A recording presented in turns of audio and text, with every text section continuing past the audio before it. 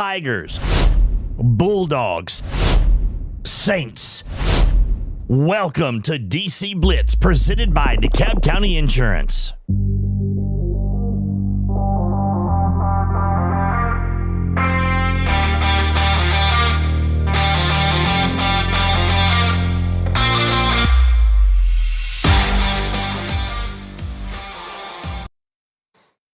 Good morning and welcome to DC Blitz, presented by DeKalb County Insurance. Tom, Coach, and Casey. Casey's already got to go. He's been here 30 seconds, and we're going to have to hurry and get him out of here, Coach. He did the drive-through. Yeah, he just came to get a biscuit. I know. He didn't come here to be on the show today. He just came to eat. That's why you always come. That's the only reason anybody other than me shows up. So. I'm pretty sure I'm not even on, so hey, I get it. I know my role. I don't know which mic is what. I've got everything wired up. I think we can hear anybody. Nah, I'm not on. You're on now. Everybody's on now. Hey, I think don't need to hear me as long as everybody else can. We got a great show coming up for you today. Here in about 10 minutes, we're going to kind of shorten up the first segment, but Coach Kristen, VanVranken, and a couple of members of the DCHS track and field team, Emily Fry and Makenzie, McIntyre, are going to be with us to talk about their season, which got underway this week. We're going to have another installment of our Blitz Legend Series. We've not done one of these in a while, and we're going to talk to Randy Jennings this morning. Randy was a standout at DeKalb County High School. Played baseball and basketball back in the mid to late 80s, and we're going to talk a little bit about his career. Went on and played at Cumberland University, had a couple of outstanding seasons there. So we will talk to him coming up later in the program. And, guys, of course, a lot to get to as far as what's going on in DeKalb County sports. In fact, Kelly's gone today. They've got a travel tournament. And pretty much almost everybody is in some kind of action today. I believe high school baseball's playing this morning. Daniel's gone. We've got Lee Tramble producing the show today. 18, baby.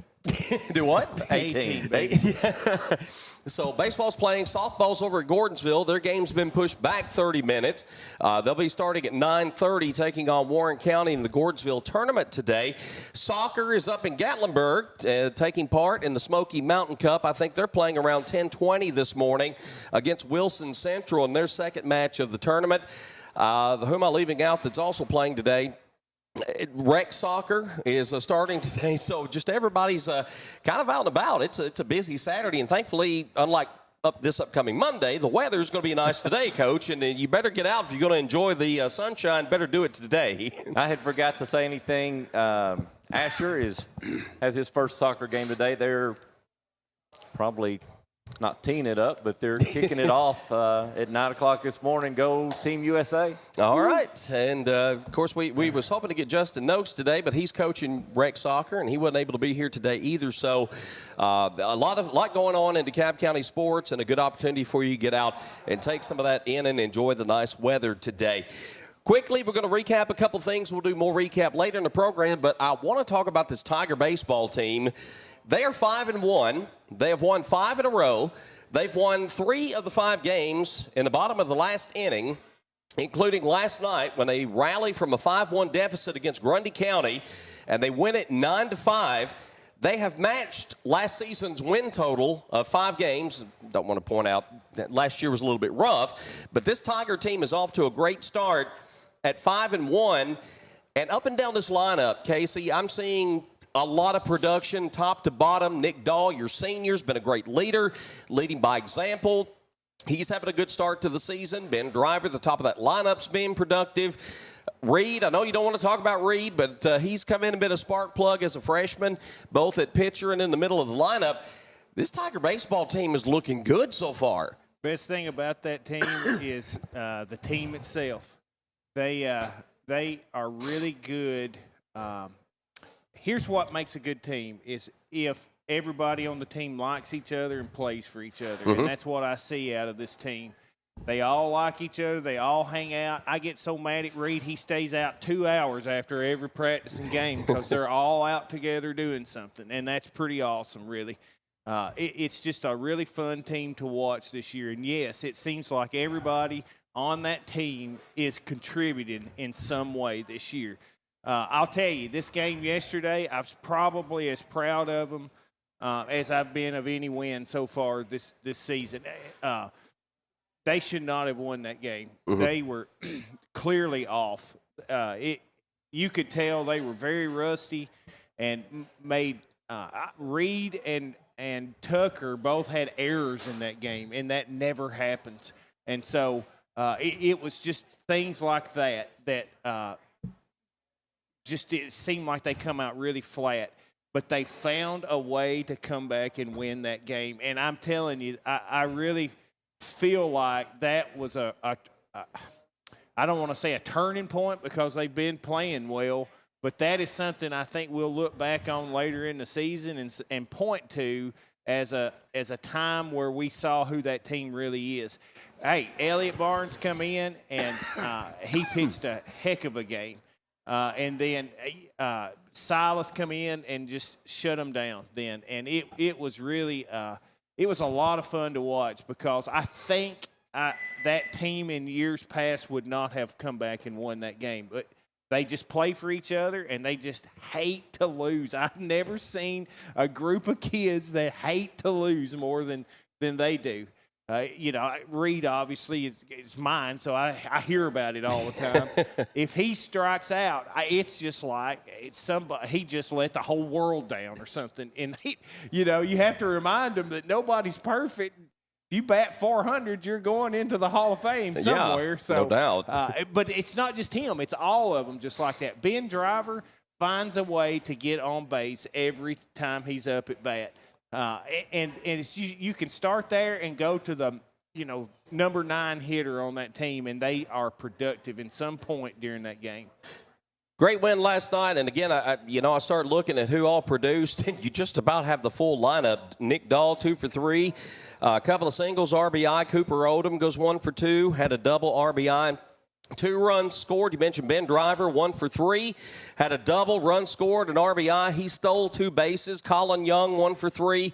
Single, 2 RBI. I mean, it's all up and down this lineup, and then you got freshmen coming in. You mentioned Reed, but then you got Colin Donnell. He has an RBI last night. Gavin Frazier comes in as a courtesy runner. He's got 2 stolen bases last night. Keegan Taylor, as a courtesy runner, comes in, scores a run. I mean, it's literally up and down this lineup. They're getting the production. And I'm going to tell you, I can talk about this while Daniel's not here. It goes right back to the coaches. Yeah. I'm telling you, Tad Webb is the perfect coach for that team. He is in there. He gets in there, and he knows his kids, and he figures out what makes them tick and how to motivate them and what they just need. And I really appreciate that in my own kid's life, how he's done that. But Daniel is out there running the show. He is involved in everything. He just like Tad knows all those kids, and he gets involved with them. And I'll tell you, the addition of Patrick Cantrell this year has made all the difference. He's come in there and really worked with all the pitchers especially, and that's why you're seeing a stable of pitchers in there that are going to be for many years to come. Nick Dahl's your only senior, and he's a catcher. So you've got pitchers that's going to be there for years coming on down. I give Patrick a lot of credit for that. Well, that's something Tad talked about. He says, with Patrick coming in, he can delegate the pitching. Yeah. Knew Daniel had a lot to do with it, but now those two can focus on other aspects of the game and managing it, and great addition, like you said. We didn't mention Luke Johnson. He's not even played, and I think they expected him to be one of their top pitchers coming into the year. That's what's so remarkable about this team is Luke Johnson. Going into the season, everybody would have said that's your best pitcher and that's your best hitter out there. Yeah. And he's not played 1 inning so far.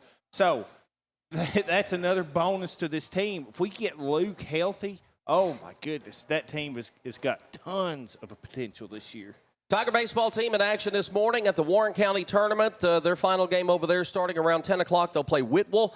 So if you're out and about, get out, go over and watch the Tigers. It's a short drive down the road to McMinnville, and check them out in their game against Whitwell. They're scheduled to play Livingston on Monday.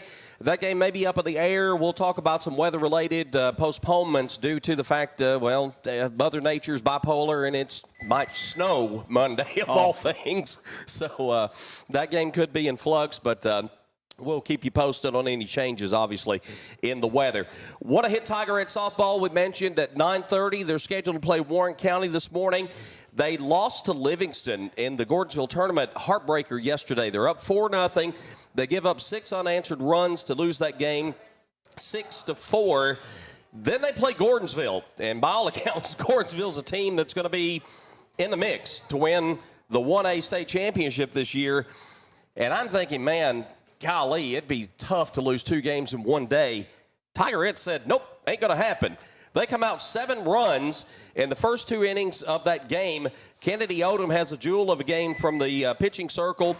4 innings, 1 earned run, strikeout on just 4 hits. And Hannah Brown with a huge 2-run home run.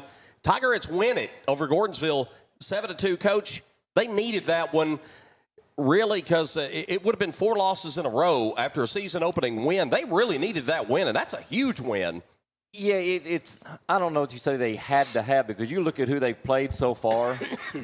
I mean, they went down, was it Chattanooga? Yeah. And they played some – you want to talk about stiff competition. I mean, I don't think they had a hit in the first 2 games. So the competition level's been there, and that's what's going to make teams better down the road. We're going to play the good competition, make us better, and get us prepared for the tournament, and that's what it's going to do. So Tigerettes against Warren County, again at 9:30, and that's over in Gordonsville. I'm getting all this. The Tigers are playing in Warren County against Whitwell. Yeah. Tigerettes are playing Warren County in Gordonsville. They will also play Morristown West at 2:45 this afternoon. Tigerette JV will play Warren County. That game is scheduled for 2 o'clock. It is at Crump Harris Park. That's in South Carthage. It is not at Gordonsville High School. So if you're going to watch Tigerettes today, don't stop at Gordonsville High School. Nobody will be there. Well, somebody might be there, but nobody's ever there. They're not going to be playing softball. They will be doing that at Crump Harris Park. All right, we're going to get to break early. When we come back, we're going to talk about the DeKalb County High School track and field team. Coach Kristen VanVranken, Emily Fry, and Makenzie McIntyre will join us. A Legend Series segment with Randy Jennings also coming up. This is DC Blitz. We're presented by DeKalb County Insurance. At DeKalb County Insurance, we proudly support our local sports teams, always rooting for the Saints, Bulldogs, Tigers, and Vols. And off the field, we're here for our community too, helping you understand your Medicare options with care and clarity. We're not affiliated with Medicare, but we're here to help you make informed decisions by finding the best plan that fits your healthcare needs. Open enrollment for 2025 runs from October 15th to December 7th. Give us a call to set up your Medicare evaluation at 615-597-0660, Monday through Friday from 8 a.m. to 5 p.m. Central Standard Time. Please note, we do not offer every plan available in your area. Any information we provide is limited to plans we do offer. Go to Medicare.gov or call 1-800-MEDICARE to get information on all of your options. Prompt, professional, and courteous healthcare services. That's what you find when you visit Good Health Family Clinic, 414 East Broad Street in Smithville. When you're on the go, you can't afford to be sick. The staff at Good Health Family Clinic is committed to getting you back on your feet and feeling better as soon as possible. They are locally owned, so you know you're being helped by people from right here at home, who you know and trust. Good Health Family Clinic accepts most insurances and is currently accepting new patients. Call to schedule an appointment, 615-597-4432. Good Health Family Clinic. Your family's good health is our mission. Smithville FBC is proud to support DC Blitz and all DeKalb sports. We have a place for you to call home on Sunday mornings and Wednesday night. We have nursery available. Pre-K through 5th graders are welcome to join Faith Kids. 6th through 12th graders are welcome to join FBC students, and everyone's outside of that is welcome to join all of our adult ministries. We meet Wednesday nights at 6, and Sunday morning small groups begin at 9 with worship at 10. Join us at Smithville FBC. It's a place to call home. Home Services is your trusted partner for comprehensive excavation and septic solutions. With a combined 30 years of experience, our team of skilled professionals deliver reliable, high-quality work for both residential and commercial projects. We understand the unique challenges of Middle Tennessee's terrain and provide customized services. From basic excavation to complex septic system installations, we have the expertise and equipment to handle jobs of any size or complexity. Put us to work for you. Home Services, 615-597-6287. In the heart of Smithville, by the tranquil waters of Center Hill Lake, one name stands out in real estate: Lake Homes Realty and the Tony Luna Group. With over 25 years of experience and a track record of over $100 million in local sales, Tony Luna is the expert you can trust. Whether you're selling your cherished home or seeking that perfect lakeside retreat, Tony's commitment ensures you'll get top dollar for your property. Call 615-210-9522 and take the first step towards your real estate success. Liberty Auto Glass and Calibrations has served the Upper Cumberland area as a premier auto glass shop since 2011. Located at 1620 South Jefferson Avenue in Cookeville, our business offers chipped glass repair, glass replacement, windshield repair, and much more. Plus, on-site service is available. We also offer free mobile installation. We look forward to assisting our customers with any and all windshield repairs. For all your auto glass needs, stop by Liberty Auto Glass and Calibrations. Phone 931-979-7339. At Love Cantrell Funeral Home, we understand that this life is a journey filled with highs and lows. Just as every game has its final whistle, so too does every life have its final moment. When that time comes, Love Cantrell Funeral Home would love the opportunity to earn your trust. We provide compassionate care and professional services to fit your family's financial needs. Love Cantrell Funeral Home has been a proud sponsor of all DeKalb County athletics for over 65 years. Love Cantrell Funeral Home, where love is not only in our name, but also in our services. Care makes for better banking. It's what turns transactions into trust and customers into neighbors. At Wellworth Bank, we see the people behind the numbers, the families building futures, the dreamers starting new journeys. We believe care should come standard because you're worth it. You always have been. Wellworth Bank. Care in common.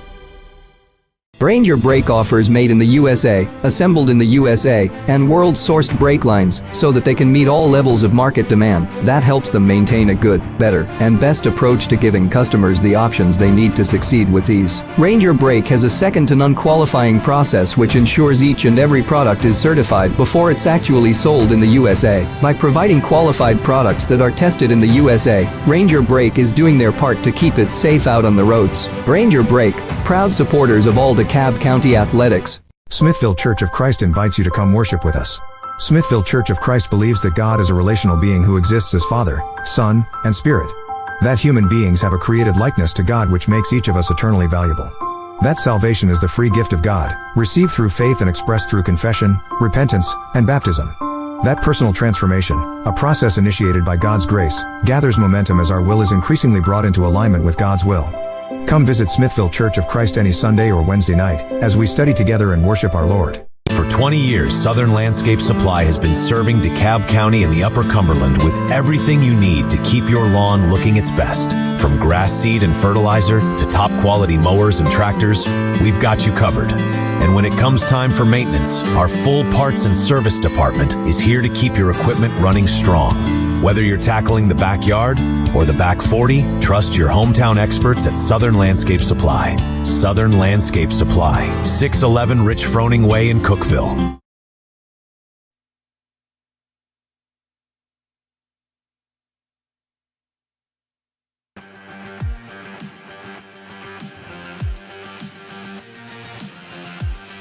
Saturday morning, DC Blitz coming to you live from KFC Taco Bell in Smithville. Hey, come by and see us. You know, the lobby's open. They got some great food. Chicken biscuits being served up this morning. We will thank Chris Jones, Miss Stephanie, and all the great staff here at KFC Taco Bell for hosting our show on Saturday morning and feeding all of our guests as well. We sure do appreciate that. We're going to talk track and field, Coach. You ready? You ready for this? I have that much experience in track and field. Well, I've got about half that. I mean, do I look like a track and field guy? We've got Coach Kristen VanVranken with us this morning. We've got Makenzie McIntyre. We've got Emily Fry. Ladies, good morning. Good morning. How's everything going? Good. Season started. We good? Excited? Everything? Yeah. All right. Coach, let's talk about Thursday. You went over to Cookeville for the first meet of the season, and kind of walk us through what went on Thursday and how DeKalb County's. I know you're co-oping with Warren County. Yes, that's correct. And I know we've talked a little bit about this before, but kind of refamiliarize us with that, if you would, how that works. Yeah, so we've been co-oping with Warren County's track and field program. This is our 6th year now, and I was yesterday I was thinking back of how long we've been doing this, and I can't believe it's been 6 years. Wow. It's pretty awesome. Yeah. They're wonderful. They've been so welcoming, having us be a part of their track and field team. We've had some great performances from the DeKalb County athletes over the years. A couple state performances and a state title as well with Allie Beneke in the high jump. But yeah, so it's been great, a great experience for the kids. I've enjoyed coaching or being part of the coaching team for the DeKalb athletes, and it's just been a great time. Yeah. So your role, and are you co-head coach? How does that work? So yeah, well, yes. Okay. As an assistant. Yeah. So when we first started co-oping with them, I wasn't involved in the coaching at all. There was a head coach, Patty Kelly, and she unfortunately passed away the second year that we were with them. So I was asked to kind of step up and be the head coach for the season. They were having trouble finding somebody in Warren County, so I did that for a year. Yeah. And then I kindly passed that over the next year, but just still stayed on as assisting. And the co-op program's great because we're able to practice up here in DeKalb County, and still be a part of the track meets with Warren. We do try to get to Warren County at least once a week to kind of touch base with the team. And, Coach Wilhelm, Jeremy Wilhelm is his name. He's been amazing. He's all for whatever we need to do to make it work. So, yeah. So Thursday, and again, track and field, folks are going to ask, okay, what all is involved with track? You're obviously thinking of running, but field might be the part where they don't know quite as much about. So what are some events that our DeKalb County student athletes were participating in? So we were just in the running events. We have 6 kids that, actually 5 that participated Thursday. We have 6 that are, we have a young man that he's been injured, so he's just kind of coming back. Yeah. But we participated in the 4x800 meter relay. Okay. And then we had a couple of the kids ran in the open mile or the 1600 meter run. And then 2 of our boys ran in the 2 mile, the 3200 meter, and then the 4x400 meter relay. Okay. So all running basically. All running. Yeah. Okay. Yeah. All right, Coach. You're talking about the relays, and that's one of the questions I was kind of honing in on. You go over there once a week. Is that enough time to practice the exchanges and the zones and all of this stuff? Yeah. Because there's not a track around here with all that laid out. No, for sure. So the 4x8 and the 4x4, those relay passes are pretty easily done. They do take a little bit of practice, but we actually practiced at the meet Thursday before everything got started. They hooked up with their other 2 teammates from Warren County, and it's so easy. We're just going to practice right before the meet. They got some exchanges. No, but you're absolutely correct. The faster relays, the 4x1 and the 4x2, those do take a little bit more strategic passing experience and time and practice. So they're blind passes, so you're not really looking over your shoulder. You're kind of putting your hand back, and the exchange with those, it takes a little bit more practice. So with the running events, how do you go about a practice here on just the streets here in Smithville? Well, we've been doing it for 11 years, so we just make it happen. Unfortunately, we don't have a track in our county, and that's okay. Tracks are very expensive to build and find the land to put it on. But we've made it work. We really we've kind of made our Elizabeth Chapel golf center our little hub for our practices. So we practice back there in those back neighborhoods, and I've gotten creative with some interval work with mapping out things for the kids. But we do what we can do. So that's pretty much where we practice for the majority of our Talk training. us through a normal day at a track meet and what someone could expect if they came to watch for the first time? Yeah, so that's a great question. So track meets are very long. Cookeville does a fantastic job of running theirs really efficiently and trying to stay on time. You know, they want to get us in and out as quickly as possible, especially when it's an after-school meet because, you know, you got school the next day. But they're long. They're cold, you know, especially in March, even April, you know, this Tennessee weather, it's kind of up and down with the cold and the warm. So I was really proud of the kids, you know. They ran the 4x8, which is the very first event.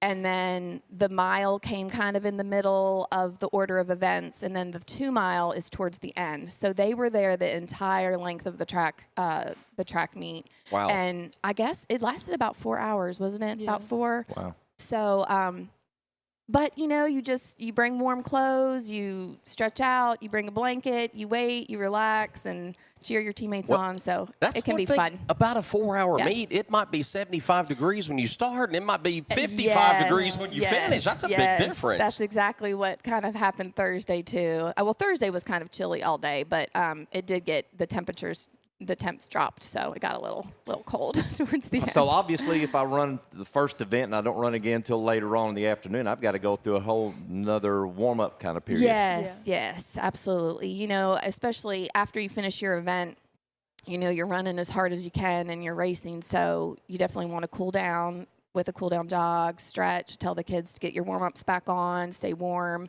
and just rest. And then usually about 35 minutes before their next event, they start warming up again. So. And the field events are going on at the same time as the running? The field events usually, they try to get the field events towards the beginning, at the beginning of the meet. The running events, sometimes the meet director will start the running events while the field events are wrapping up, but they're usually at the beginning of the meet, because you do have some athletes that are high jumping or triple jumping, and then they got to go run the 4x2 or so. You know, they kind of have to work that out a little bit, but yeah, they're usually at the beginning. All right, Emily, what's your specialty with the track and field team? What do you specialize in? I would say the 1 mile. I do like it. The 1 mile, okay. What's your best time? Well, I guess Thursday, it was 6:33. 6:33. Is this your first year track and field? You've been here before with the track and field team, or is this your first year? This is my first year. Do you do cross country? Yes. Okay, I thought we'd had you on the show before for one or the other. What do you like about track and field? What really stands out about it? It's just a lot easier than cross country. Don't have to run so long and so far. Yeah.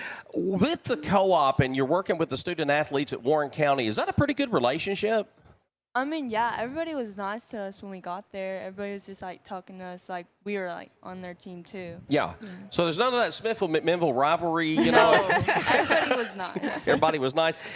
Have you looked into getting involved in any of the field events, or do you just like the running events? I would say just the running. Just the run, okay. All right. Makenzie, what about you? What's kind of your specialty with the track and field team? I really like the 1 mile. The 1 mile, same? Just you don't have to run as long as far, right? Is this your first year? Yes. Okay. All right. What do you like about running? I mean, that's something we've mentioned on this show many times. Other sports make players run for punishment. You do it for fun. What makes it fun? Just achieving your goals. Yeah. That's what makes it fun. Okay, all right. Coach used to like to run, and I don't, I like to drive along beside Coach when he runs. You're up to 2.5 miles an hour. You're doing great. Is there and this is for both, do you have a strategy when you're running the 1 mile race? Do you try to hang out in the middle of the pack? Do y'all both try to run together? Is there a rabbit that you're trying to keep pace with? Talk about it. I don't really know. I just went out and tried to do my best. Do you start off strong and fast and hope that you're able to endure? I definitely went out too fast, but we talked about kind of the splits that they were trying to hit. I kind of, we talked about a goal time, and and they both went out a little fast, but that's okay. It's hard. You know, you're excited, your adrenaline's going, but I think the more that they do it, the better they're going to be at kind of hitting those splits a little bit better to get a better time. Yeah. Now, But I'm super proud of them both. They did awesome. Yeah. When I'm running, I've got a Garmin that's kind of keeping me and helping me keep pace, but they can't have that there, and they're relying on the coach to let them know every lap, hey, this is what you got. They can wear watches. A lot of the athletes do, especially the ones that are super experienced and have been doing this for a while. There is a clock at the start and finish line. It's in the same place on a track, so. They can kind of keep, if they have an idea of what they need to hit at each lap, they can kind of look at that clock too if they don't want to wear a watch. But I try not to put too much, especially this being their first meet. I was just kind of go out and feel it out. You know, you're gonna learn. Oh man, that lap was way too fast. I feel it in my legs too soon. So yeah. Ladies, for either one of you, what are some things that you do to prepare during the meet, warm up, and as we mentioned, the weather can change, obviously temperature and all that. What do you kind of do to stay warm? Keep yourself ready to go for when your event comes up. I don't know, just bring blankets and warm clothes and.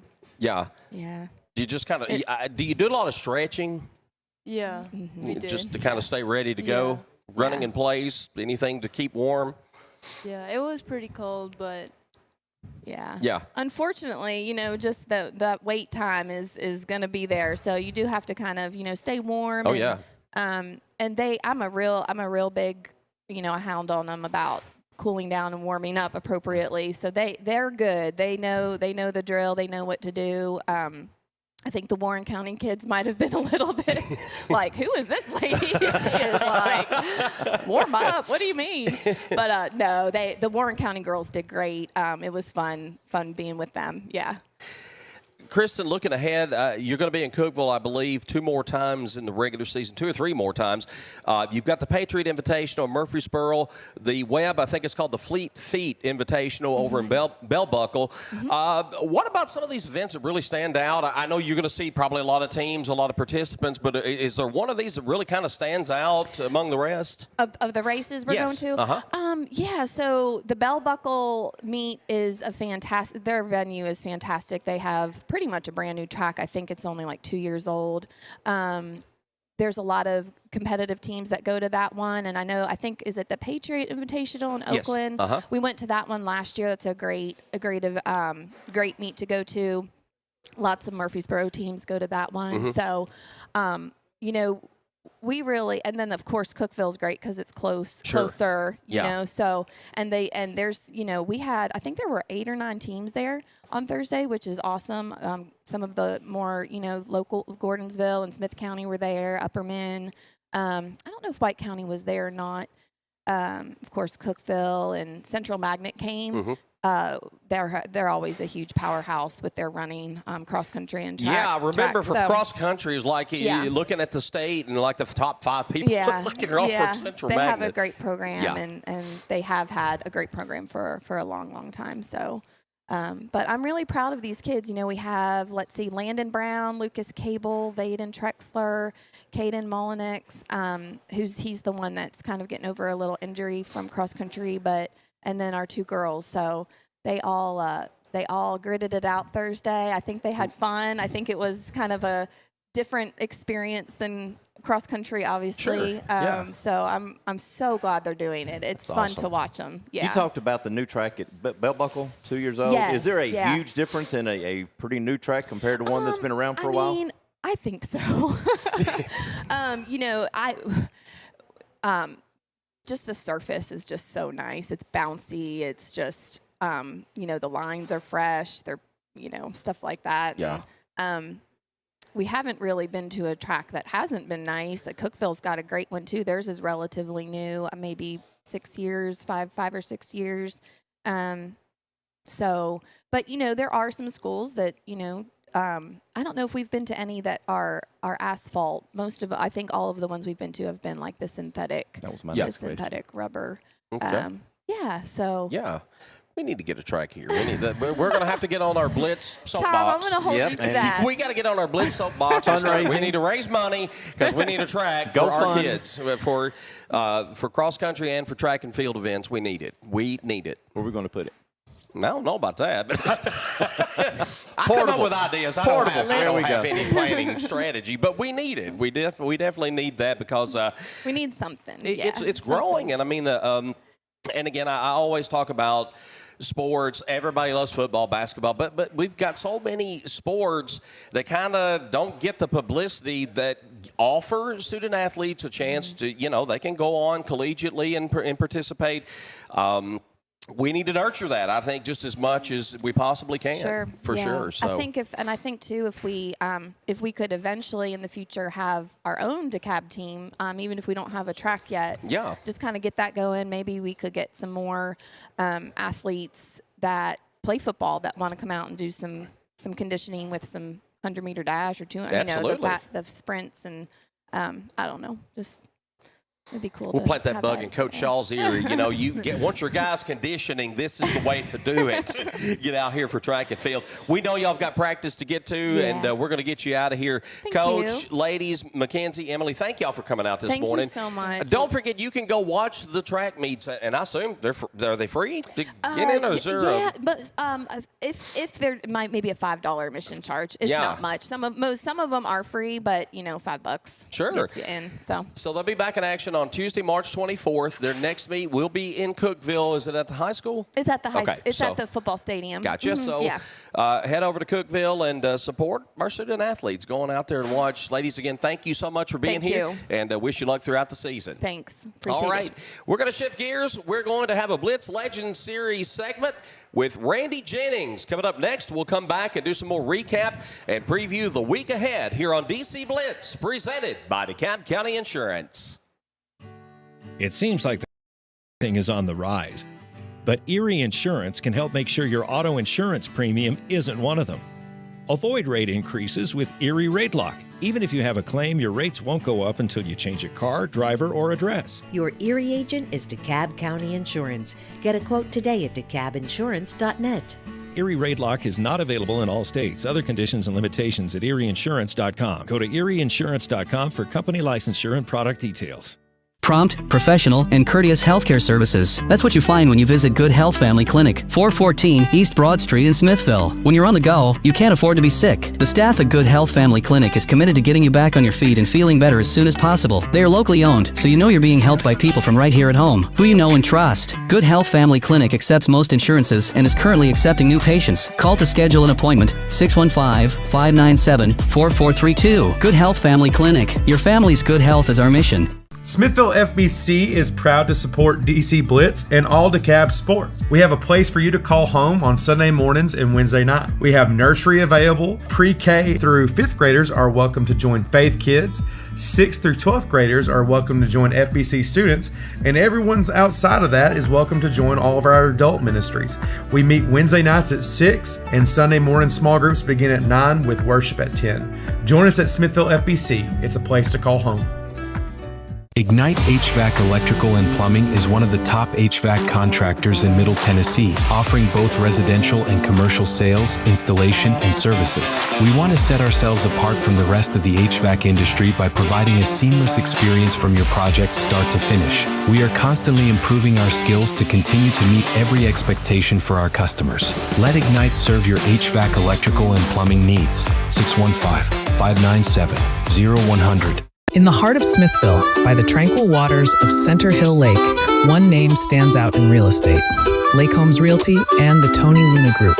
With over 25 years of experience and a track record of over $100 million in local sales, Tony Luna is the expert you can trust. Whether you're selling your cherished home or seeking that perfect lakeside retreat, Tony's commitment ensures you'll get top dollar for your property. Call 615-210-9522 and take the first step towards your real estate success. Liberty Auto Glass and Calibrations has served the Upper Cumberland area as a premier auto glass shop since 2011. Located at 1620 South Jefferson Avenue in Cookeville, our business offers chipped glass repair, glass replacement, windshield repair, and much more. Plus, on-site service is available. We also offer free mobile installation. We look forward to assisting our customers with any and all windshield repairs. For all your auto glass needs, stop by Liberty Auto Glass and Calibrations. Phone 931-979-7339. Just like the excitement of the big game, life is filled with unforgettable moments. At Love Cantrell Funeral Home, we understand that when the final moment comes, you want to honor those moments with dignity and care. Whether you're celebrating a life well lived or finding solace in a time of grief, our compassionate staff is here to provide the support you need. Love Cantrell Funeral Home is a proud sponsor of DeKalb County Athletics through 3 generations. At Love Cantrell Funeral Home, love is not only in our name, but also in our services. Care makes for better banking. It's what turns transactions into trust and customers into neighbors. At Wellworth Bank, we see the people behind the numbers, the families building futures, the dreamers starting new journeys. We believe care should come standard because you're worth it. You always have been. Wellworth Bank. Care in common. Brain Your Brake offers made in the USA, assembled in the USA, and world-sourced brake lines so that they can meet all levels of market demand. That helps them maintain a good, better, and best approach to giving customers the options they need to succeed with ease. Ranger Brake has a second-to-none qualifying process which ensures each and every product is certified before it's actually sold in the USA. By providing qualified products that are tested in the USA, Ranger Brake is doing their part to keep it safe out on the roads. Ranger Brake, proud supporters of all DeKalb County athletics. Smithville Church of Christ invites you to come worship with us. Smithville Church of Christ believes that God is a relational being who exists as Father, Son, and Spirit.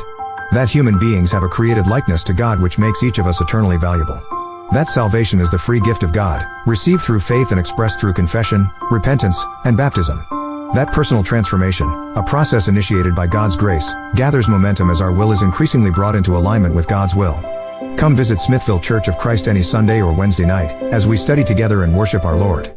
Bad Boy Mowers' legendary reputation for strength, performance, and value is now available with Bad Boy tractors. From mid-size to subcompact models powered by 22 to 35 horsepower water-cooled diesel engines, your tractor work just got real easy. On the farm, the ranch, or even around the house, Bad Boy tractors deliver power and durability all day, every day. Bad Boy tractors work with an attitude. Find your big boy tractor at Southern Landscape Supply, 611 Rich Froning Way in Cookeville. Visit them online at thesouthernlandscapesupply.com.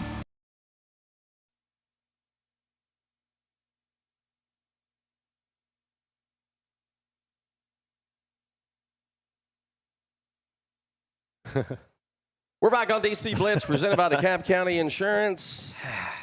Every time Daniel's gone, I'm just, I start messing up. Lee's doing a great job producing the show today. It's It is not It's always Lee. me. It's not Lee.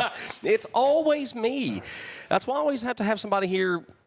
I would say smarter than me. That doesn't take much. but we're pleased to be joined this morning on a Blitz Legend Series segment by Randy Jennings. Randy come in and he said, well, I don't know about this legend stuff, but I'm going to tell you a funny story before we get started.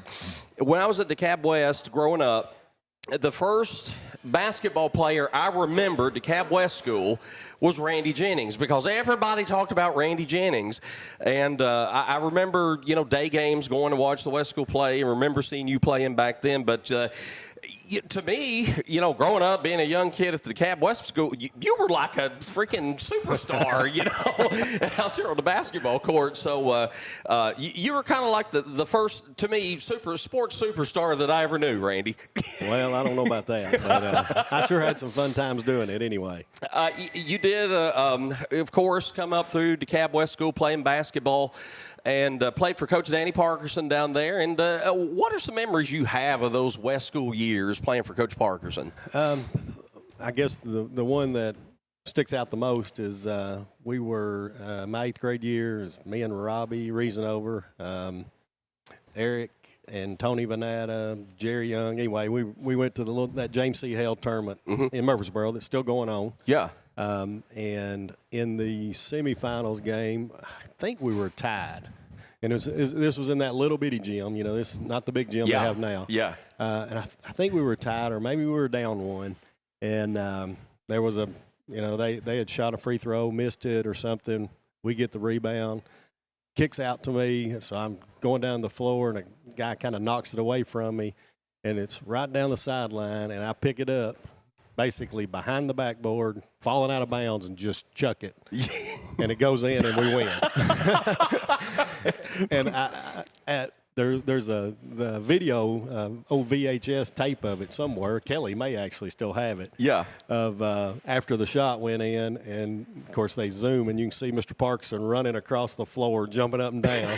And of course, when we was a kid, we watched it no telling how many times at school even. Yeah. And there was more talk about Mr. Parkinson running across the floor, jumping up and down than there was anything.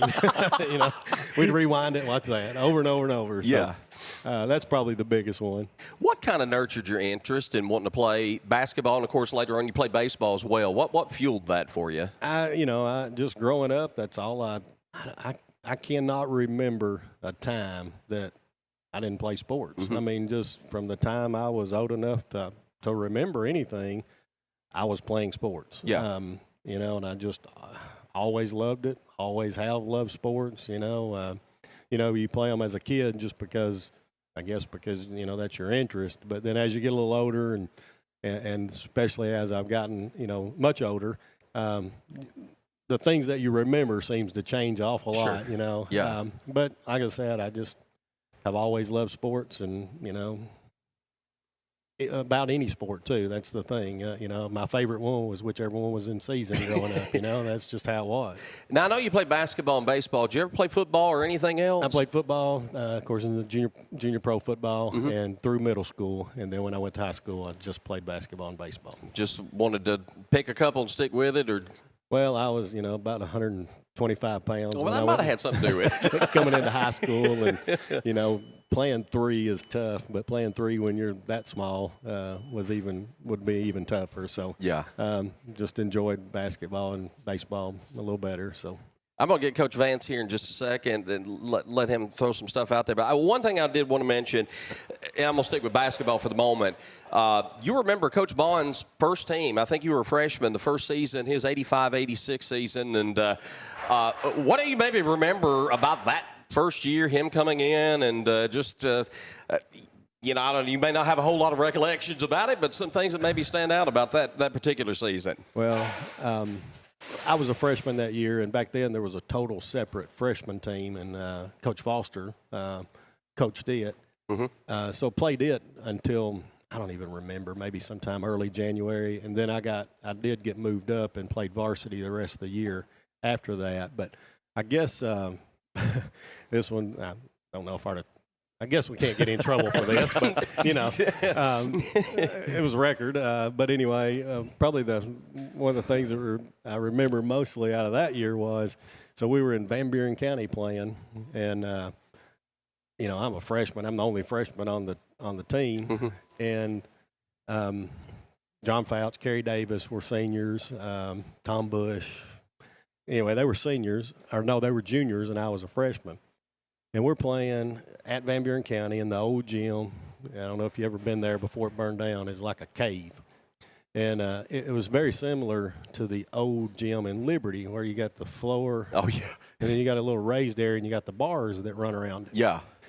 And we're playing, and, I'm sitting on the bench, of course, and something happens, and they've got a guy, and he's really good. But he kind of got a little dirty at one time, and next thing I know, John's got his head wrapped around one of those bars that go around the thing, and it was a brawl going on. Oh my gosh! and I'm a freshman, and I'm scared to death, of course, because I'm like, I don't know about this. And I think we got a police escort off the mountain that night. Wow. Yeah, I could see. That would kind of freak you out as a freshman, especially being 125 pounds. Yeah. That would. That would. Coach? Gosh, there's just so much to dive into. My first thought is today's athletics, and you're still around it, you still follow, and Stephen hasn't been gone that far from it. How much has the sports, either one you want to pick, baseball or basketball, changed, evolved over the years? Basketball, the game is just so different now than, back when I played, and, the involvement of the individual player is so much more now that the game seems to rely on that individuality a lot more than it did back, when I played. Back when I played, it was about a team. I mean, it was truly about, a team. And if you had your role, and most everybody was satisfied with what that role was, and you went and played, and that's how it was. Now, it seems like, especially in the the pros, and then even in the college, it's just a one-on-one game now. It's just give your guy the ball and let him go. And and if you stop him, he'll create shots for other people and stuff like that. But it's not a lot of set run plays and things like that. It's just a lot of individuality. So it just changed drastically that way. The era back then, you touched on this earlier, was there's nothing else to do. Yeah. So, I mean, if you played baseball, then you went straight from that into football, and then you went to basketball, and then you right back around to baseball because there was nothing else to do. And it's now such a year-round thing, and there's so much money invested in it. What are some of the best things that you remember about playing for Danny Bond? Just the practices and just the games. I mean, like I said, I just love to play sports. So, I never mind going to practice, even though he was tough on us. And, I didn't particularly like running all the time.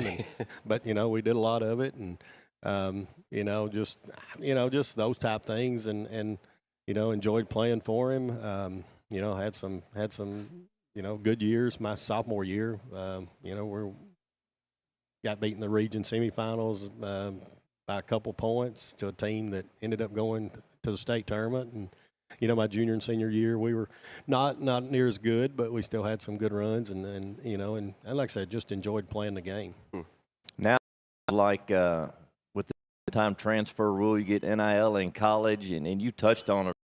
It's truly a team concept. You knew your roles. What are your thoughts about this one-time transfer and what that's doing to the school pride kind of thing? Well, I think it's ruined it, to be honest, and going to continue to ruin it even more and more. There's just absolutely zero loyalty when it comes to sports or anymore. Unfortunately, we're in a world where it is really bad at the college level, but it's starting to get down into the high school. Either I can play right now, or I'm going somewhere I can. Yeah. And with a one-time transfer, that's what's happening and going to continue to happen. And, that's just not good. That's not good for the game. That's not good for communities, and that's not good for schools. But, I'm sure along the way some lawmaker had a son, daughter, nephew, somebody that needed a break. So that's where we're at. Unfortunately, that's kind of what it is. And people that really know about the situations and deal with it every day are not making the decisions based on that need to be making the decisions are not making them. I want to kind of follow up with that. I've always basically just been a fan or somebody that has covered some sports. You've played, you've coached, you've been an administrator, you've really been invested in sports your entire life. Does what's going on in sports today make it more difficult for you to be a fan or to follow? For me, I always loved college football. Now it's, there's no loyalty there. It makes it harder for me. Basketball, college basketball, you can follow guys 3 to 4 years. Now it's your team's different every year. To me, it's hard. I hate to say hard to be a fan, but it's harder to be a fan. Do you kind of see it, feel it the same way about that? Or have you just kind of transitioned and just go with it? Oh, no, absolutely. I feel the same way. Other than and this is strange, but other than girls softball, I still watch a lot of girls softball in college softball on TV. I mean, we watch it every weekend. We'll watch games most of the day today. It'll be on. We're watching it. That's really the only sport I watch. Yeah. College, like you said, you never know who's going to be playing. You're watching a football game, and this guy played at here, and he's on his 5th school in 5 years, and he's 26 years old. I mean, I just don't care much about watching it, and it has become tough to be a fan. And then in baseball, unfortunately, with Steven's situation and pro baseball, we kind of got a different look of what that looks like and how much of a business that really is more than a game. Sure. So that kind of played a part in the baseball fact that, since Steven got out last year, I'm not sure. I know I haven't watched a baseball game. Yeah. And that for a guy who loves baseball, that's kind of tough. But yeah, I got a grandson that'll be playing it again for long, so the love will come back. I'm sure, but it's kind of frustrating. I want to get into baseball because you really made a mark in baseball, high school, college, and go back. You played for Coach Joey Reeder during some of his early years, and we've had Coach Reeder on one of these same segments, and some of his memories. I was going back and just looking at the records of the teams when you were there. Y'all won the district championship all 4 years, region tournament 2 of the 4 years, and I think maybe been runner-up the other 2 years. And if the format had been the same as it is today, you were Final 8. You'd have been a state tournament team 2 of those years as well. What was it about those baseball teams, Randy, that they seemed each and every year to be special, and the expectations were always there? You know, we're going to win it all or else. Yeah, and it was just there was an expectation that was you didn't want to be the team to not win it. Yeah. You didn't want to be on that team, you know, and so, you know, I came in as a freshman and was fortunate to, you know, I was the only freshman on the team my freshman year. Yeah. That's how competitive and how good it was. Wow. Freshmen just didn't make it much. Mm-hmm. It was mainly a sophomore, junior, and senior team year after year after year. You know, and the expectation was, like I said, to win it. But, you know, I mean, there was gobs of talent. I mean, there was talent galore on those teams. And, you know, like I said, I think in my 4 years, I lost one district baseball game in 4 years. Wow. And that was, you know, there's a funny story to that. We were playing in the district tournament. Baxter had been moved up from single A to double A. For a 2-year stint. They were bouncing back and forth, so they'd been moved up and was put in our district. They beat us in the district tournament semifinals, you know, put us in the loser's bracket. And the thing I remember about that was going through the line, and Tracy Kappelinger, God rest his soul, he was going through the line, and I thought we was going to fight before we got out of there because he was telling everyone, you know, because Baxter thought they'd dethroned the king. He was going through the line, and he was telling every one of them, "Oh no, we'll be back." You know, a little more colorful words because it's a high school kid. But oh no, this isn't over. You know, so forth. So, and of course, we came back. Yeah. You know, that's the only game we lost in 4 years. So, you know, we just didn't lose much, and not district. Now, you know, back then we didn't play. The only people that we would play that were not AAA was our district. Right. So we played Cookeville, Warren County, Sparta, Riverdale, Oakland. You know, we didn't always have the best overall record because we'd play anybody anywhere. Yeah. Didn't care. You know, and that came with some losses. But when it came tournament time, you'd seen better pitching than you were going to see, or as good a pitching as you'd seen. So you were always had a chance because you'd seen it before. Right. Battle tested. You were ready to go for the postseason when it really mattered. Right. So from DeKalb County, you went, I guess, were you at Montlow? I did. For a couple of years. Did you play any baseball at Montlow? Or? Yeah. Okay. Yeah, I went to Montlow and played for 2 years. I played for Don Roden. I was actually, he was a first-year coach. My first year I went there, I was actually his first college recruit. Wow. First signee ever. Yeah. So played there 2 years. Played on 2 really good teams. Were nationally ranked both years I was there, and then transferred to Cumberland for my last 2 years. 2 years, and I assume you played for Woody Hunt at Cumberland up there. And I know I look back, your 92 stats, 310 batting average, 472 on base percentage. Had 174 at-bats, 54 hits, a home run, 19 RBI, 17 stolen bases. In 93, a 350 batting average, 471 on base percentage, 77 hits and 220 at-bats, 5 doubles, a triple, 21 RBI, 27 stolen bases. And one thing stuck out about 93, 980 fielding percentage, which is really good. I mean, what do you remember those 2 years at Cumberland? What was that experience like? And, of course, Coach Woody Hunt, a legend, what was playing for him like? Yeah, it was awesome. You know, Coach Hunt's still one of the best men I've ever met. You know, he still stays in contact with us. Just a couple of weeks ago, we've got a group text. There's about 25 or 30 of us that's played on that 93 team that went to the World Series. And we text all the time, and Coach Hunt's in on it. So he's in there texting and stuff. So it's really neat. But, you know, I had a great time at Cumberland. Played on 2 powerhouse teams. My senior year, of course, '93, we finished 3rd in the World Series. Got beat 1-0 in 13 innings in the semifinal game that was sent us to the championship game. Wow.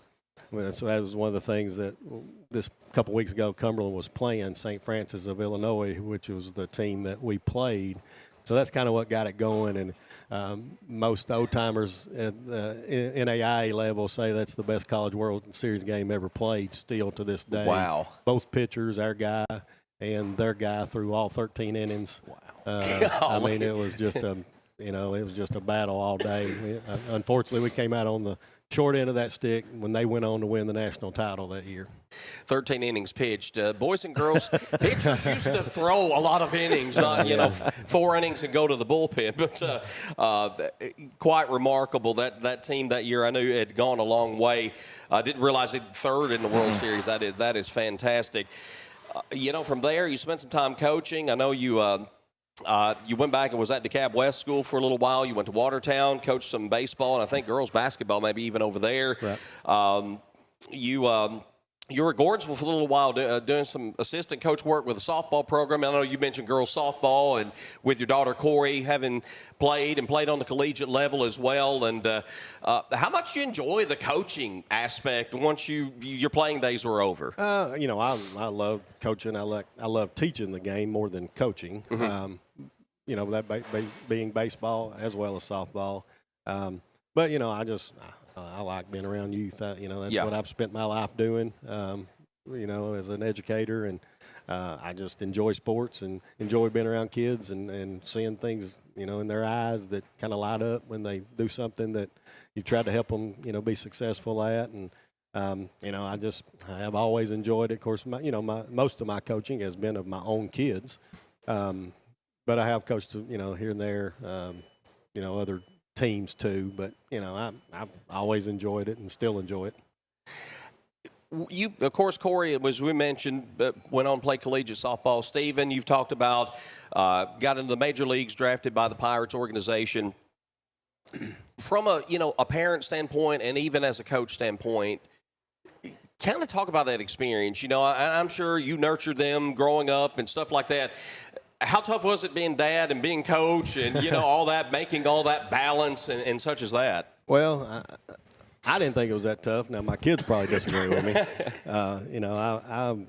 I am really old school when it comes to sports. I've always been that way.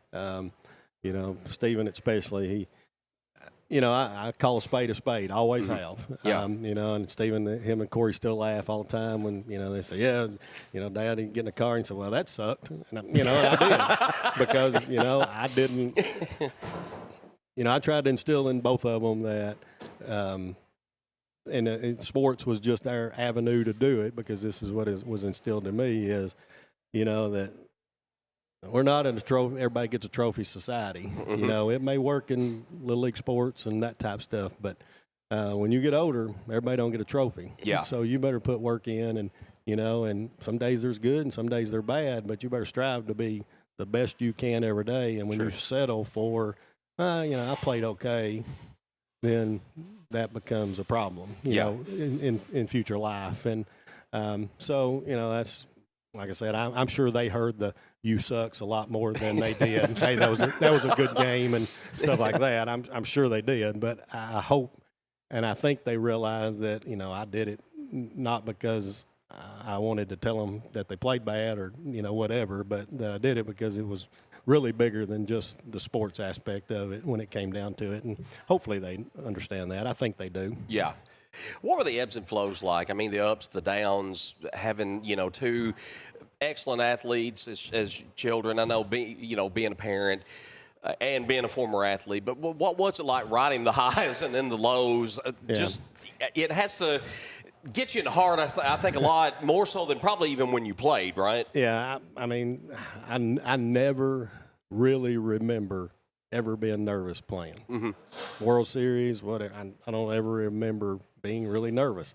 When your kids play, it's a whole different story, Yeah. I mean, when Corey was in college pitching, I'd get away from everybody, and I mean, Jill never sat together, and and I will say I've been blessed.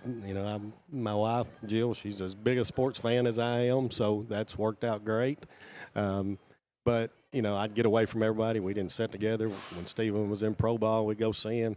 We didn't sit together. I mean, we'd sit together.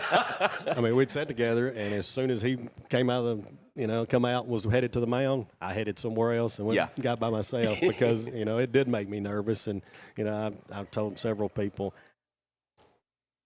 it was a blessing to get to watch, your son play pro baseball for 9 years, and it was as a blessing, and the good Lord was good to him and to us and letting us do that.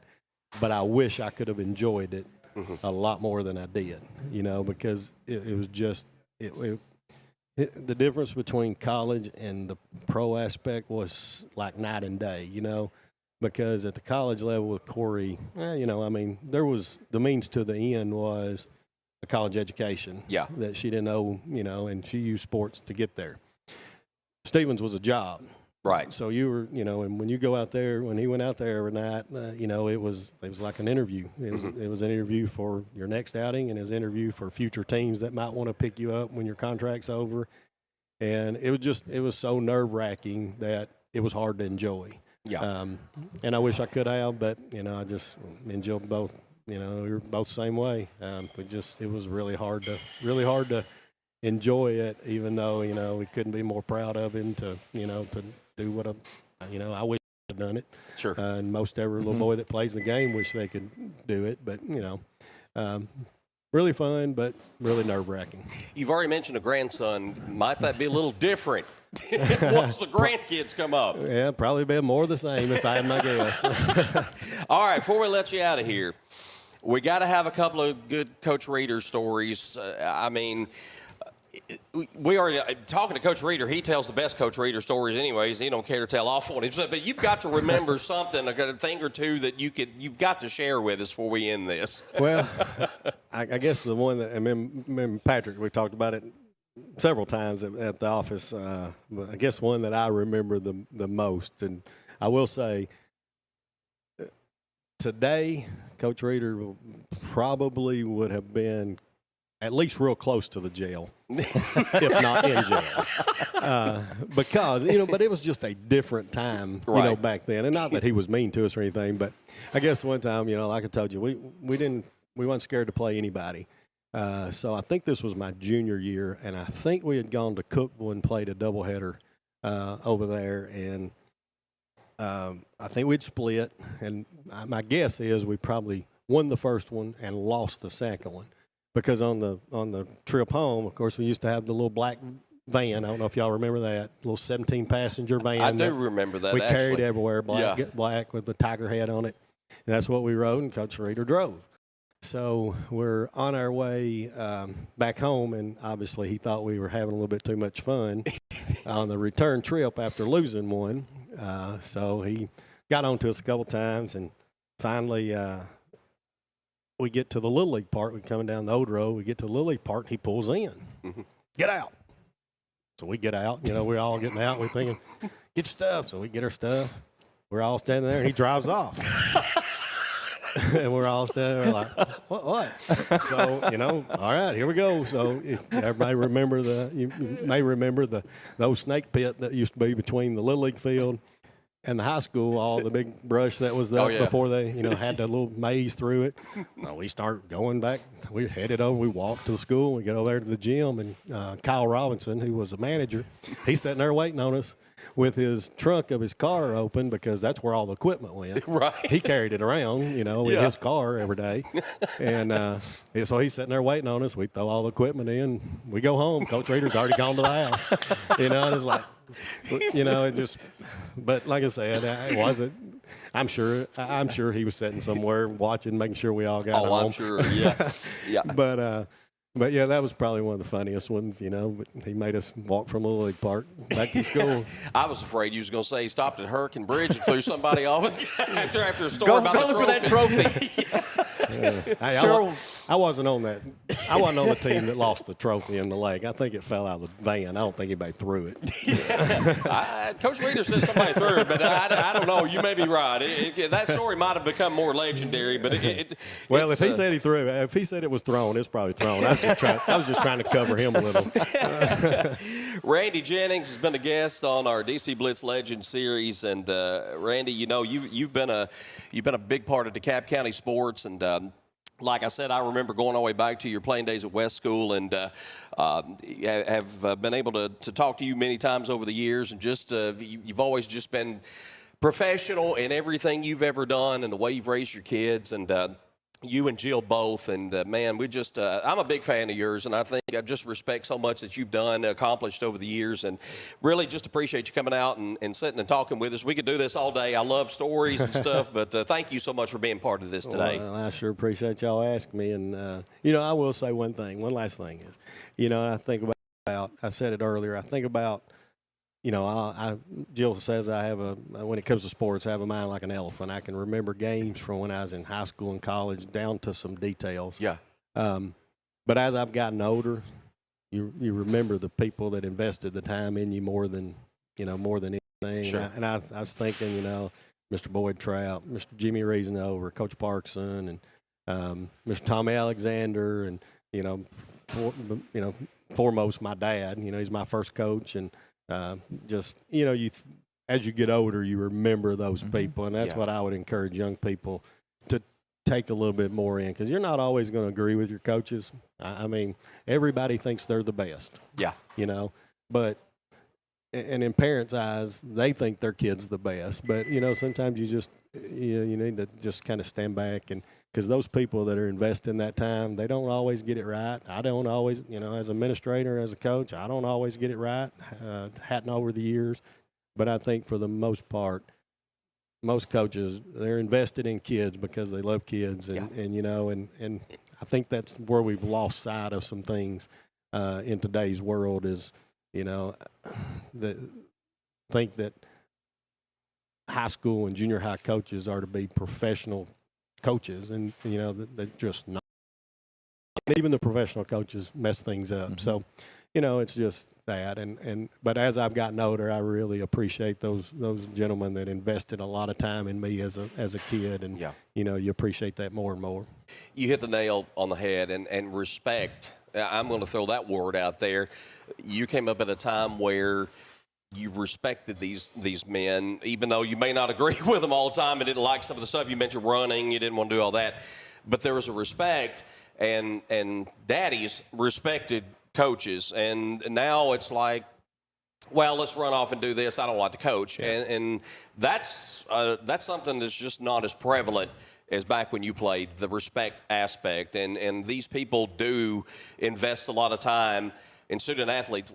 Let's be honest, you've coached. We ain't making a ton of money here if you're coaching, you know, middle school, high school, and all that.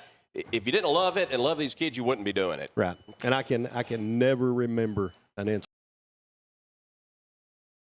negative thing about one of my coaches in front of me. Now, they may have, but it wasn't. Never heard it. Yeah. You know, what they said, it was just the law. You know, they're the coach. They're making the decisions. If you, as much as you want to, you better work harder and get on the floor, field. And if you don't, I mean, it's on you. Yep. You know, and I think sometimes we miss that now. Randy Jennings has been our guest here on the Blitz Legend Series. Randy, thanks again. If you ever want to do this again, you're more welcome to. Joe. All right, we come back. Coach Vance and I, we're going to continue our recap of this past week at DeKalb County Sports. We'll look ahead to what's coming up, including cold weather. It's all part of DC Blitz, presented by DeKalb County Insurance. At DeKalb County Insurance, we proudly support our local sports teams, always rooting for the Saints, Bulldogs, Tigers, and Vols. And off the field, we're here for our community too, helping you understand your Medicare options with care and clarity. We're not affiliated with Medicare, but we're here to help you make informed decisions by finding the best plan that fits your healthcare needs.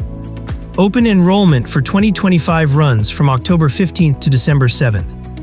Give us a call to set up your Medicare evaluation at 615-597-0660, Monday through Friday from 8 a.m. to 5 p.m. Central Standard Time. Please note, we do not offer every plan available in your area. Any information we provide is limited to plans we do offer. Go to Medicare.gov or call 1-800-MEDICARE to get information on all of your options. Prompt, professional, and courteous healthcare services. That's what you find when you visit Good Health Family Clinic, 414 East Broad Street in Smithville. When you're on the go, you can't afford to be sick. The staff at Good Health Family Clinic is committed to getting you back on your feet and feeling better as soon as possible. They are locally owned, so you know you're being helped by people from right here at home, who you know and trust. Good Health Family Clinic accepts most insurances and is currently accepting new patients. Call to schedule an appointment, 615-597-4432. Good Health Family Clinic. Your family's good health is our mission. Smithville FBC is proud to support DC Blitz and all DeKalb Sports. We have a place for you to call home on Sunday mornings and Wednesday night. We have nursery available. Pre-K through 5th graders are welcome to join Faith Kids. 6th through 12th graders are welcome to join FBC students, and everyone's outside of that is welcome to join all of our adult ministries. Wednesday nights at 6 and Sunday morning small groups begin at 9 with worship at 10. Join us at Smithville FBC. It's a place to call home. Home Surveillance is your trusted partner in video surveillance equipment. Our team understands the critical importance of safeguarding your family and securing your business assets. We offer comprehensive solutions tailored to your specific needs, ensuring peace of mind through advanced technology and expert installation. As a locally owned and operated business, we take pride in our community and strive to build lasting relationships with our customers. Let Home Surveillance help you protect the things most important to you. Give us a call at 615-597-6287. In the heart of Smithville, by the tranquil waters of Center Hill Lake, one name stands out in real estate: Lake Homes Realty and the Tony Luna Group. With over 25 years of experience and a track record of over $100 million in local sales, Tony Luna is the expert you can trust. Whether you're selling your cherished home or seeking that perfect lakeside retreat, Tony's commitment ensures you'll get top dollar for your property. Call 615-210-9522 and take the first step towards your real estate success.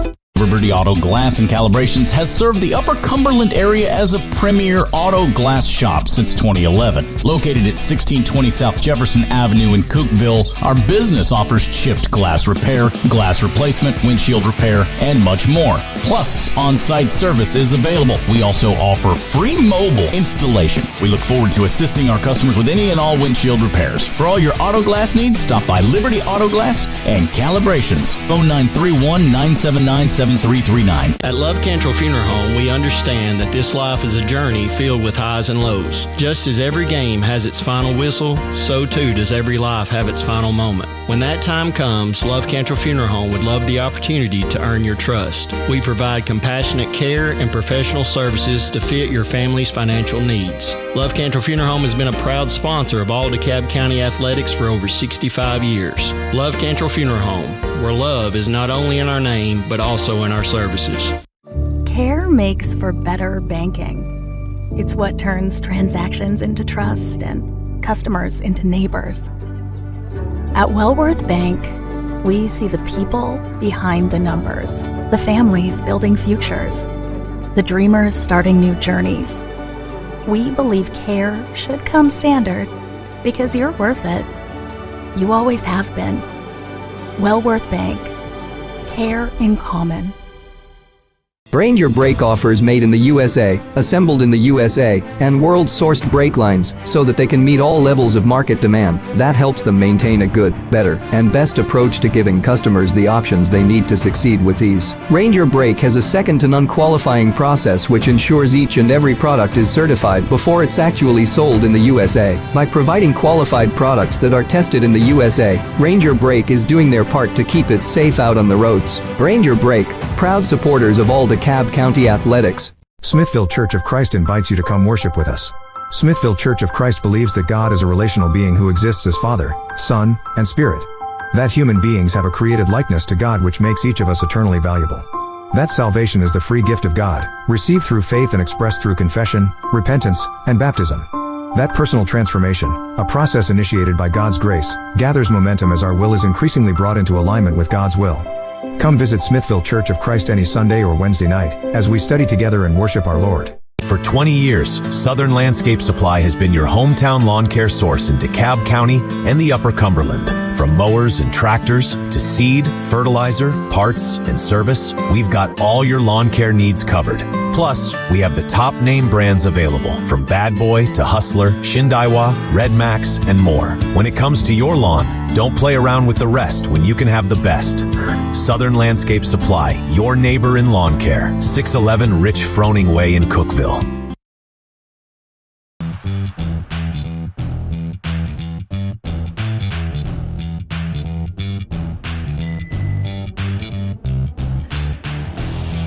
Back for one final segment on DC Blitz, presented by DeKalb County Insurance. That was a lot of fun. I love the Legend Series. I love sitting down and talking to great athletes from our DeKalb County sports history. And, man, we got so many of them. Coaches and athletes, we need to do more of that. I think at some point we're going to do this maybe in the off season and just try to get more of these interviews because there's so many people. And, some aren't around here anymore. Randy, of course, he's still local and everything. But, Coach, we throw out names all the time, this person, this person, this person. And sometimes that opens your memory up to even more people that have made an impact over the years. It does. I was telling you when I first got here that you brought up Randy, and I'm thinking Greg Tubbs, and there's just so many that we could go through. And we've talked about this before, too. It's like these guys and these gals are not going to be around forever. Yeah. And if we have the opportunity to get them on, we sure want to. We do not want to miss a Luna or Tommy Alexander. Yeah. But these are so much fun. Oh, they are. They are. Just and so many questions. And, again, all day. I mean, they've got the stories to tell, and I love listening to them. I know you do, and we could do this all day long. But, time prohibits it. They'll run us out of here if we're here too long. But score update from the Gordonsville tournament. Rough start for the Tigerettes this morning. Tigerettes give up 6 runs in the top of the first inning. They trail Warren County 6-1 as they now play in the top of the third inning. It's hard to play softball 9:30 in the morning, isn't it? 45, 50 degrees. Yeah, it is. The DeKalb County Tiger baseball team, I had them on the schedule playing Whitwell. According to Game Changer, they're playing Sequatchie County, so I don't know what happened there. But anyway, Tigers are trailing Sequatchie. Score is 2-0 as they play in the bottom of the first inning. So that one, Tigers, in fact, just coming to the bat for the first time as Ben Driver's at the plate, first batter of the ball game. So early, and Tigers, they get down, they don't care, they just come back and win anyway. Right? No, last week they were down 4-0 at Cannon County, ended up winning 19-6. 19-6, yeah. So what? Came back last night against Grundy. So just stick around. Those boys are good. Absolutely. We didn't have a whole lot of time to recap. During the first segment, we did talk some Tiger baseball and some Tigerette softball. We want to throw out the tennis team. I want to mention them. We hadn't talked a whole lot about them. I know we had them on for a segment last week, but as far as results go, and we've got some updated stuff, by the way, from a couple of matches this past week on the Blitz Facebook page, and later today I'll update from the DeKalb Invitational yesterday. In fact, I'm going to try to pull some of that up. So I'm not playing on my phone, per se, but trying to get some information there.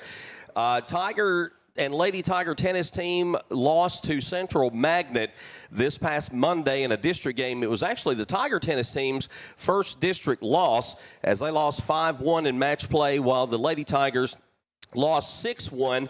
But they came back strong against Cannon County on, Thursday. Yes, Thursday, as the Lady Tiger tennis team got their first match victory, 4-3 over Cannon County.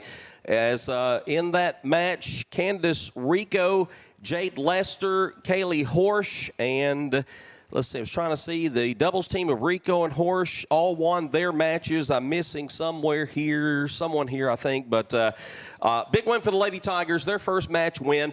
And the Tiger tennis team actually shut out Cannon County 6-love.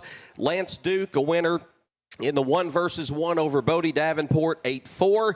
Ethan Brown got a singles win. Boston Cantrell, Zane Starkey, and then the doubles teams of Duke and Brown, and then Brad Hale and Cameron Ramsey all win. And Cannon's typically coached pretty good in tennis. That's impressive for a Tiger tennis team. A 6-love shutout there over the Cannon County Lions on Thursday. Cannon County runner-up in the state last year, and they've obviously graduated some players.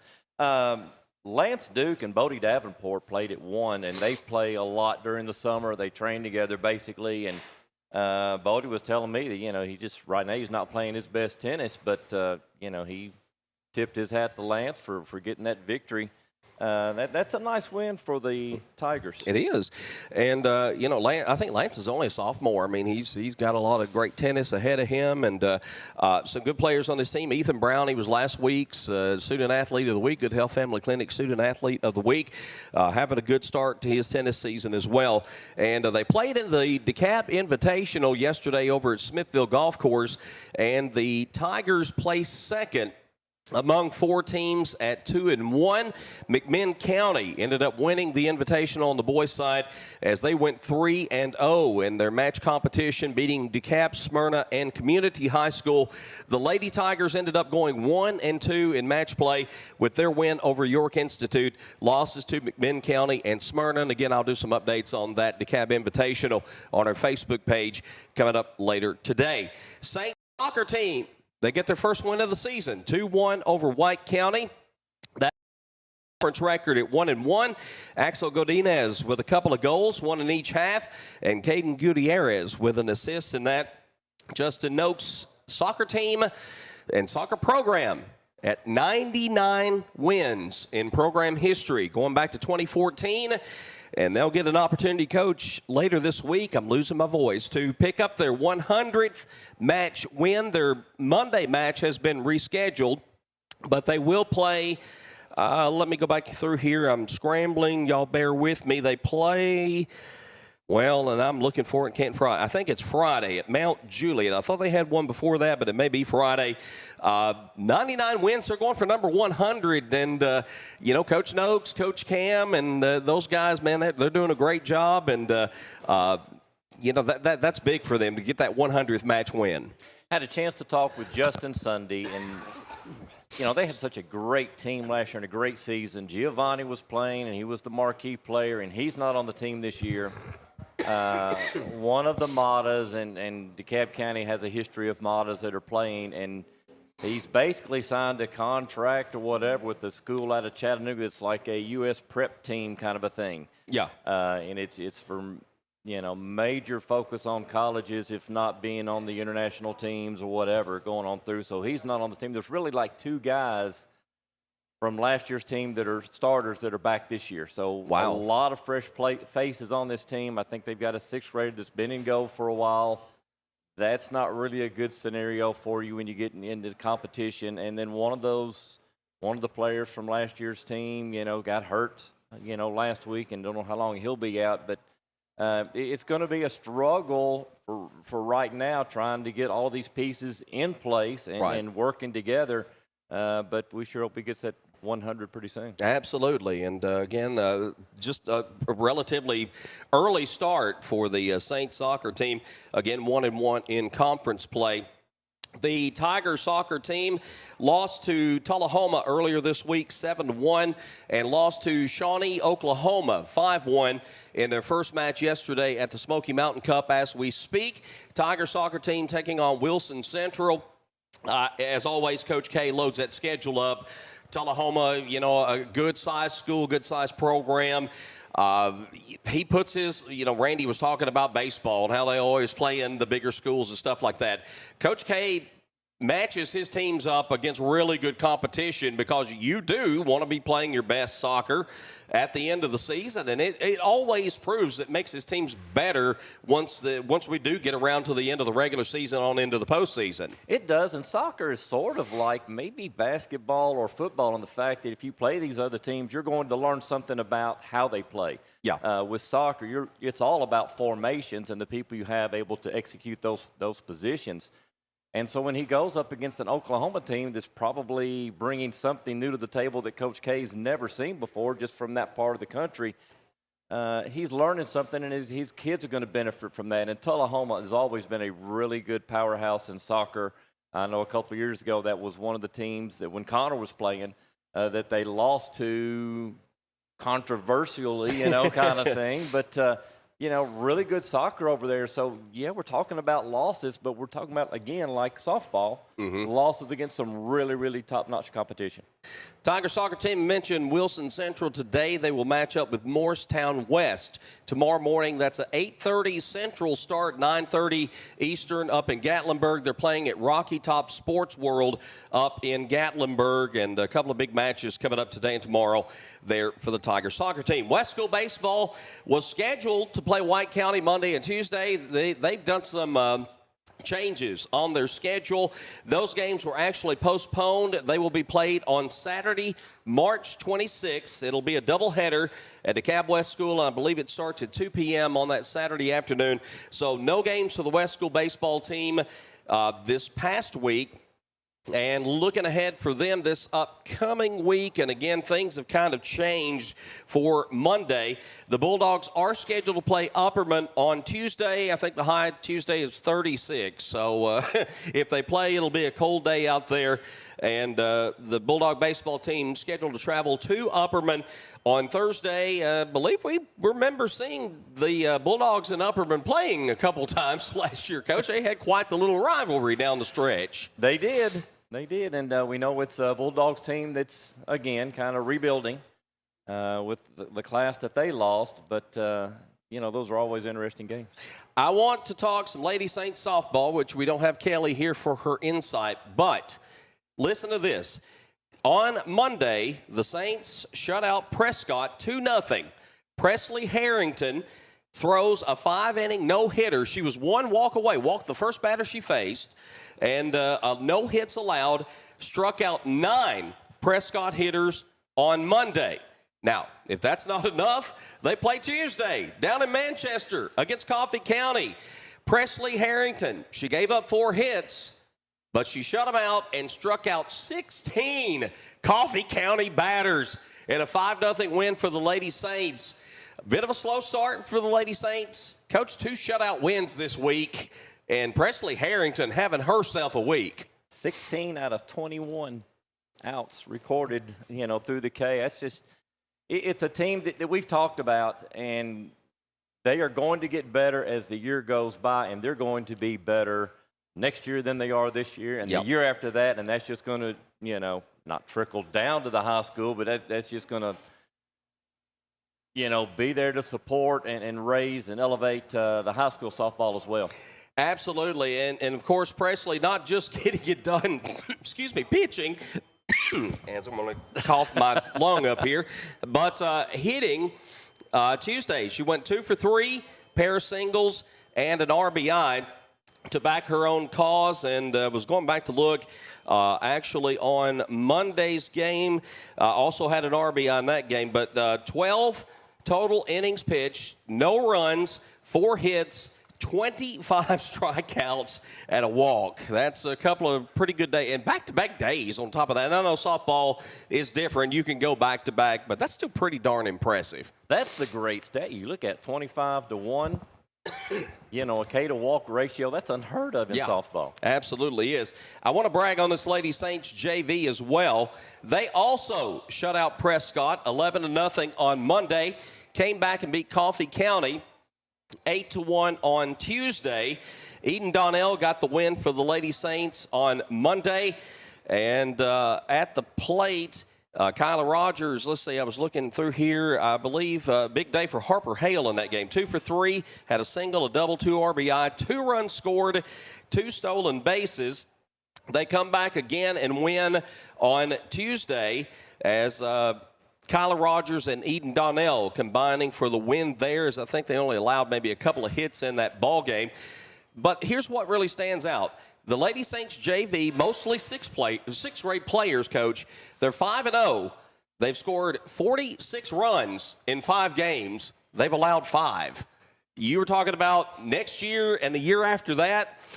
I can't wait, man. This Lady Saints softball program, it's going to be fun this year and the next couple of years for sure, and probably even after that with the coaching staff and the feeder programs that are sending these players up as well. Yeah, I was going to ask, how many of those sixth graders do you imagine have experience with the Lady Rangers? Quite a few. I would dare say quite a few of them do. Been a great week for the Lady Saints. Now, their schedule has been impacted for this upcoming week. They were scheduled to play Monday and Tuesday against Upperman. Those games have been moved back to Wednesday and Thursday. The Lady Saints will host Upperman on Wednesday at 4 o'clock. They will, actually Friday, travel to Upperman for a 5 o'clock start. So those games have been impacted. Saints soccer has already been moved, and I don't have the notes. There's others involved in there as well, but everybody's kind of battening down the hatches here, Coach, for this cold spell coming in first of the week. We talked about this last year. I'm not sure about Cannon baseball. Cannon softball, they're not playing. Yeah. You've got some schools that are going to Florida or whatever. I just think it's one of those transition kind of a times in a season, almost like an all-star break where teams are choosing not to play because of spring break, and others take advantage of the time, to load up for some games and to keep that competition going. With the weather, postpone it if you can.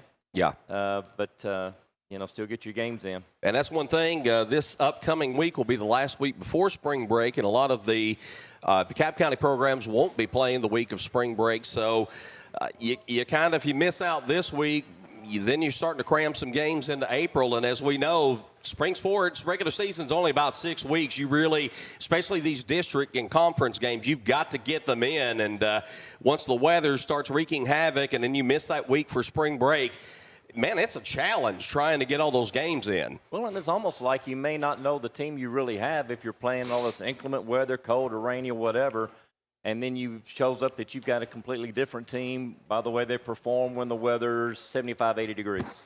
All right, we're going to wrap it up with the Good Health Family Clinic Student Athlete of the Week announcement.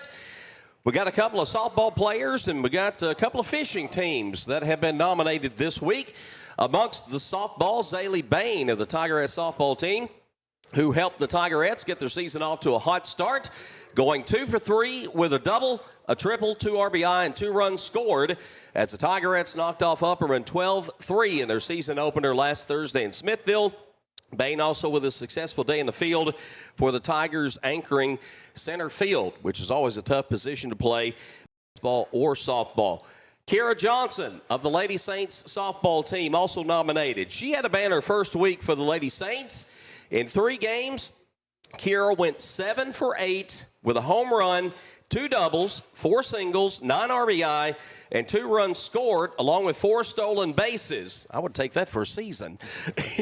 The Lady Saints have scored a total of 20 runs through their first 3 varsity games, and again, that doesn't count the 2 wins from this past week. Now, 2 teams from the DeKalb fishing team who was in action last weekend in the East Tennessee Bass Nation Stop number 4 on Timms Ford Lake down in Winchester. The first team nominated, Easton and Emery Bibbings, a brother-sister duo. They placed 9th overall in the high school division of that tournament that was going on down at Timms Ford with a total weight of 13.26 pounds. Now, meanwhile, Emery had the big fish at 3.81 pounds. For the season, Easton and Emery ranked number 30 out of 209 total teams that are competing in the 2026 East Tennessee Bass Nation High School Division points race. The other fishing team, Levi Reynolds and Jace Davis. Levi and Jace finished 5th in the junior division of the East Tennessee Bass Nation Stop number 4 at Timms Ford with a total weight of 8.37 pounds and a big fish at 2.79 pounds. After their excellent haul, Levi and Jace are ranked 47th out of 97 junior division teams in the 2026 East Tennessee Bass Nation High School Division points race. After I got on to everybody for the low voter turnout last week, Coach, we had a great turnout this week from our fan voting out there. With all the votes cast and our panel's votes factored in, this week's Good Health Family Clinic Student Athlete of the Week is Kira Johnson of the DeKalb Middle School Lady Saints softball team. And, man, I hate doing this every week because I got to give it to one, and I could give it to all of them because what outstanding weeks all of these student athletes had. And the fishing teams, you know, they've kind of been out of action a little bit here lately, Coach, but, you know, they were great last year, and they've come back with some outstanding performances this year.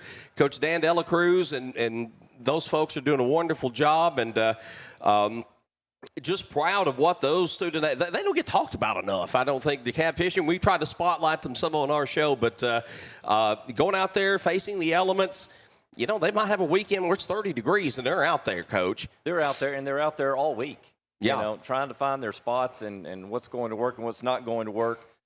You know, Tom, I'll just say this, probably my perspective, my point of view, not necessarily the Blitzes or yours, but yes, all four of these are probably deserving, but we do not promote everybody gets a trophy. No, we do not. We do not promote that. So congratulations, and better luck next time. All right. So we will start the voting again for next week's Goodell Family Clinic Student Athlete of the Week. We started every Tuesday around noon.